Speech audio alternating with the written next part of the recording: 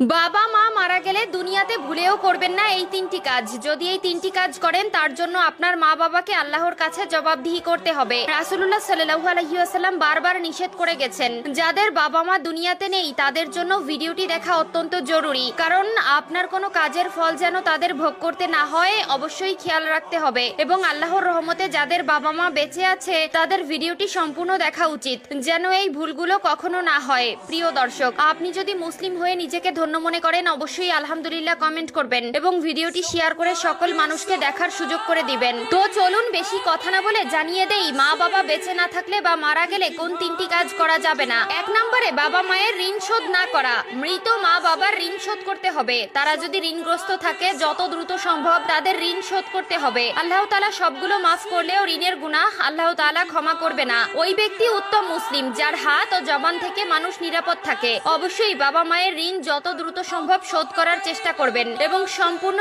ঋণ শোধ করে দিবেন। 2 নম্বরে হাউমাউ করে কান্না করা যাবে না। বুখারী শরীফে এসেছে 1226 নম্বর হাদিসে বলা হয়েছে, তাহলে সে মৃত ব্যক্তির কবরে শাস্তি দেওয়া হবে। যদি আপনি হাউমাউ করে কান্না করেন, চিৎকার করে কান্না করেন, অনেকেই গড়াগড়ি করে কান্না করে, অনেকে নিজেকে নিজে আঘাত করে, পাগলের মতন আচরণ করে। খবরদার, এই ভুলগুলো করা যাবে না। আল্লাহ তাআলা আপনার আপনজন নিয়ে আপনাকে পরীক্ষা করবেন। অবশ্যই কষ্ট লাগে যে বাবা মা এত মায়া মহব্বত করে ভালোবাসা দিয়ে বড় করেছেন, সেই মা বাবাকে হারিয়ে ফেললে কষ্ট লাগারই কথা। তাদের জন্য অবশ্যই দোয়া করবেন, চোখের পানি ফেলবেন, কিন্তু হাউমাউ করে বিলাপ করে গড়াগড়ি করে চিৎকার করে কান্নাকাটি করা যাবে না। পবিত্র কোরআনে এই বিষয়ে সূরা বাকারার 53, 54, 55 নম্বর আয়াতে স্পষ্ট করে বলে দিয়েছেন, না জানার কারণে সংসার জীবনে আমরা এমন কিছু ভুল করি যার জবাবদিহিতা আমাদের বাবা মায়ের করতে হয়। তারা দুনিয়ায় বেঁচে থাকতে যেমন আমাদের তাদের উপর দায়িত্ব রয়েছে, ঠিক তেমনি তারা মারা গেলেও আমাদের দায়িত্ব রয়েছে। অবশ্যই তিনটি বিষয় সকলে জেনে নেবেন এবং কোনোদিন এই তিনটি ভুল করবেন না। 3 নম্বরে যে কাজটি করা যাবে না সেটি হলো জানাজার জন্য দেরি করা যাবে না।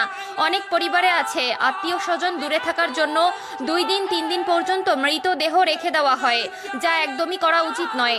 যত দ্রুত সম্ভব দাফন করে দিতে হবে। অনেক সময় ছেলে মেয়ে দূরে থাকার জন্য অনেক মা বাবার দেহ 2 থেকে 3 দিন পর্যন্ত রেখে দেওয়া হয়, যেটা ইসলামের বিধানে একদম অযৌক্তিক। হয়তো মানুষ শেষ দেখার জন্য এই কাজটি করে থাকে, কিন্তু আসলে এটা করা উচিত নয়।